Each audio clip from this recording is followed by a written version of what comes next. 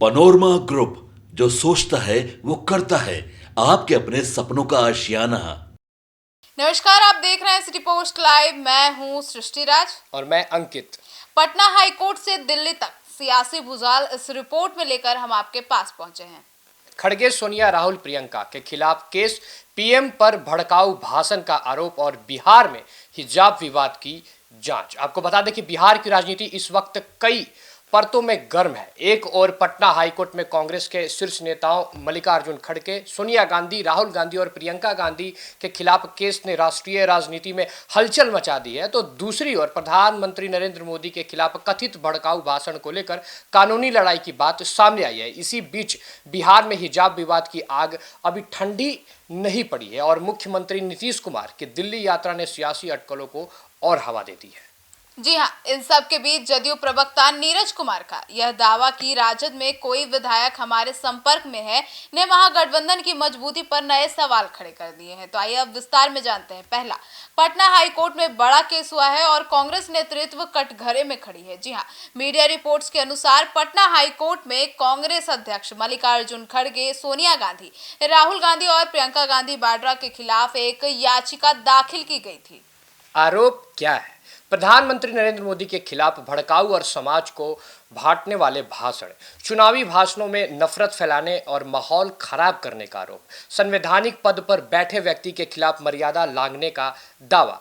याचिकाकर्ता का कहना है कि कांग्रेस नेताओं के बयानों से समाज में तनाव बढ़ा, राजनीतिक ध्रुवीकरण हुआ और लोकतांत्रिक मर्यादाओं को ठेस पहुंची। हालांकि कांग्रेस की ओर से अभी तक इस पर औपचारिक प्रतिक्रिया सीमित रही है, लेकिन पार्टी इसे राजनीतिक बदले की कार्रवाई बता रही है। तो वहीं प्रधानमंत्री के खिलाफ भड़काऊ भाषण का आरोप लगाया गया है। इसी सियासी माहौल में प्रधानमंत्री नरेंद्र मोदी के खिलाफ भी भड़काऊ भाषण को लेकर आरोप लगाए गए हैं। विपक्ष का दावा है कि कुछ चुनावी भाषणों में धार्मिक और सामाजिक विभाजन को बढ़ावा दिया गया है। इस मुद्दे को लेकर कानूनी और संवैधानिक रास्तों की बात हो रही है और यह स्थिति बताती है कि देश की राजनीति अब अदालतों तक पहुंच चुकी है, जहां हर बयान को कानूनी तराजू पर तौली जा रही है। तीसरी, बिहार में हिजाब विवाद अभी थमी नहीं और राजनीति देखिए क्या से क्या हो रहा है। इसी दौरान बिहार में हिजाब विवाद लगातार सुर्खियां में है।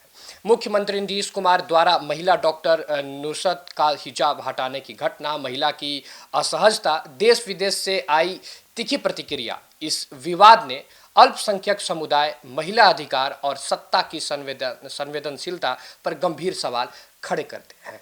नुसरत द्वारा नौकरी ज्वाइन ना करने और दूसरे राज्य के ऑफर मिलने के बाद मामला और तूल पकड़ लिया और अब इसमें नीतीश कुमार की दिल्ली यात्रा क्या संकेत दे रही है। जी हां, इसी सियासी उथल पुथल के बीच मुख्यमंत्री नीतीश कुमार दिल्ली पहुंच गए हैं, जहां उन्होंने प्रधानमंत्री नरेंद्र मोदी, गृह मंत्री अमित शाह से मुलाकात की।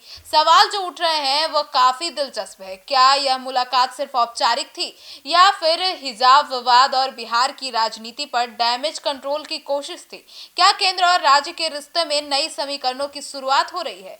राजनीतिक जानकारों का मानना है कि नीतीश कुमार बिना कारण दिल्ली नहीं जाते। इस मुलाकात को बिहार की बिगड़ती छवि, अंतर्राष्ट्रीय प्रतिक्रिया और आंतरिक राजनीतिक दबाव से जोड़कर भी देखा जा रहा है। अगली बात करें तो जेडीयू प्रवक्ता नीरज कुमार का बड़ा दावा।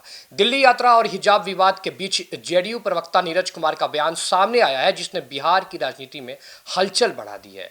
बता दें आपको कि नीरज कुमार का दावा है कि राजद के कई विधायक हमारे संपर्क में हैं। इस बयान के मायने बेहद गहरे हैं। यह सीधे सीधे महागठबंधन की एकता पर सवाल खड़ा करता है। यह संकेत देता है कि राजद के भीतर असंतोष है और जेडीयू खुद को अब भी सेंटर ऑफ पावर मान रही है। राजद की ओर से इस दावे को राजनीतिक शिगुफा जो बोलते हैं और दबाव बनाने की रणनीति बताया गया है। वहीं महागठबंधन पर इसका क्या असर होगा, तो आपको बता दें, अगर नीरज कुमार का दावा सही साबित होता है तो इसके बड़े असर हो सकते हैं। सरकार की स्थिरता पर सवाल उठेंगे, विधानसभा में संख्या बदल सकती है, बदलने की राजनीति होगी और भविष्य में दल बदल की संभावना बढ़ेगी। हालांकि फिलहाल राजद नेतृत्व ने साफ किया है कि हमारे सभी विधायक एकजुट हैं, लेकिन बिहार की राजनीति में इतिहास गवाह है कि ऐसे बयान अक्सर किसी बड़े घटनाक्रम का संकेत होते हैं।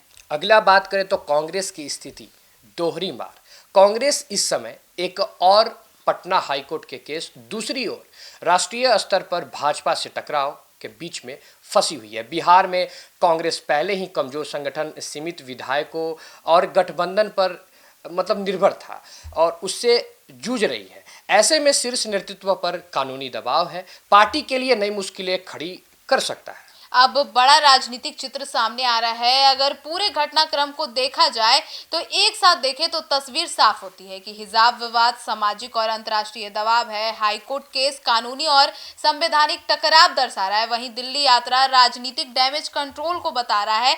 अब राजद विधायकों का जो दावा है वो सत्ता संतुलन की लड़ाई बन गया है। अब यह सब मिलकर एक संकेत दे रहा है कि बिहार की राजनीति अब सिर्फ राज्य की नहीं रह गई बल्कि राष्ट्रीय एजेंडा का हिस्सा बन चुकी है। आगे क्या आने वाले दिनों में तय होगा।